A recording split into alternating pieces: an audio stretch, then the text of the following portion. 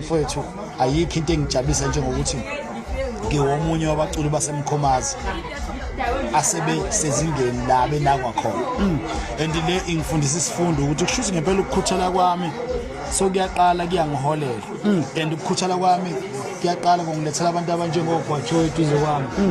abantu engazi ukuthi nje ba-interview amadoda athile and nami ushithi ngomunye walawo madoda athile nayilani-ke bafana ngiyindoda ethile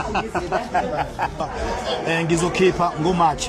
ngoMarch khipha album yami nje phela ngithi manje bengisafuna ukuzikhipha kule traffic yala madoda awu2 ebaba lawo madoda ayinoba ngasasho kuna madoda awu2 mina ngizokhuluma iqiniso ungayifaki ukuthi uzokwala madoda masokuze emsebenzini ajala madoda amandla anzima kabi uyabona hayi ukuthi bayangihlula ngokucula angihlula ngalutho kodwa amandla abanawo ekupromotheni into yabo hayi abafethu mina ngiyasarenda so ngihlakaniphile mina angeke ngikhipha album ngoDisemba ophuza nomthandeni bela animene kancane ngizokhipha nje nabo sebezongilalela ngoba kwamanje ngeke ngilalela okay ba ngoMarch